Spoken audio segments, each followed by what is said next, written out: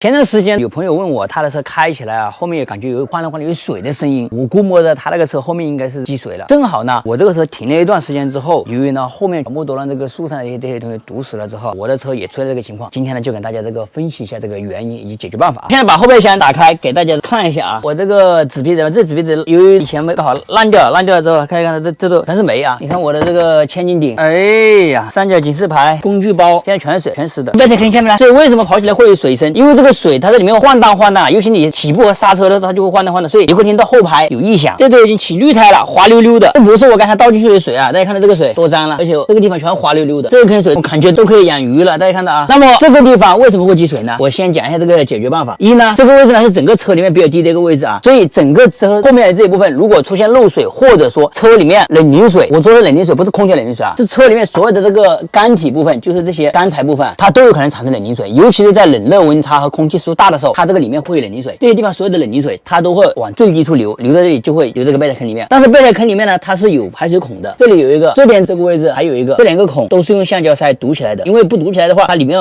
跑起来会有灰尘往上反。我现在把它孔撕开之后，全从这个地方出来了，这边流掉了，但是这边还有。由于备胎坑这个地方是最低的，所以后面部分所有的漏水或者冷凝水它都会往这个地方流。但是呢，如果说这个冷凝水比较少量，跑起来它在这里面就蒸发干了，即使没排出去它也蒸发干了。如果说量大一点，有些车子呢它会有一个单向的一个橡胶排水口在这个位置，这样的话它就排出去。但是有些车子就像我这个一样，它这个排水口它都不是单向的，它都是一个橡胶阀胶塞在这堵起的。这个时候呢，如果水多了，它就会积在这里，这是一部分。第二一部分这个水的来源呢，就是大家看到了，很多朋友呢这个地方由于长时间排水槽被堵起，所以会有遇到下大雨的时候，这个水它就会从这个地方反出来。你这样看的没事，但是这个地方如果说你的车子这个橡胶密封条还老化了，那么跟它搭在一起的时候，这个水它就会从这个地方反进来。还有一部分车子漏水呢，是从后面的这个灯组这个漏进来的啊，尤其是这个车子上了年纪之后，灯组这个地方呢里面是有一圈这个密封的一些海绵，但是你时间长了这个密封海绵老化了，所以下雨的时候它会顺着这个灯组这个地方这里孔隙进来之后就会从里面往下流。就比如像我这个车子里面能看到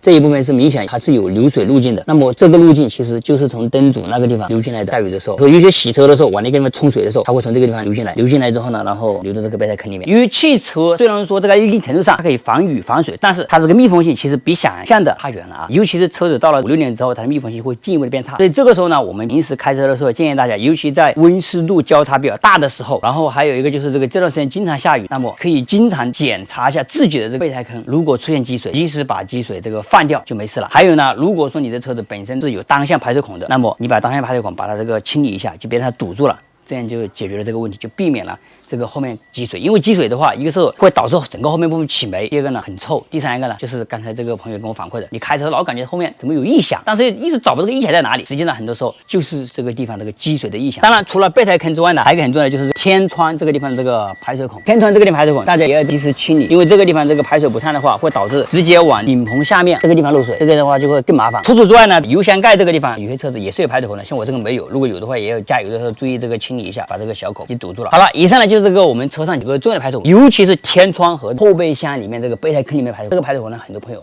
都忽视了，没有清理过。不信的话，你回去把你的车子打开，把后备箱这个备胎这里坑看一下，尤其是这个备胎没有下过地的，估计一不小心打开之后就发现里面有惊喜，说不定里面还藏着有锦鲤，锦鲤都已经3斤重了。只不过说如果真要有3斤重的锦鲤呢，不知道敢不敢下锅油炸，然后美美的吃一顿。记得啊，回去检查你这个排水孔，以免后面真的变成了鱼塘养鱼。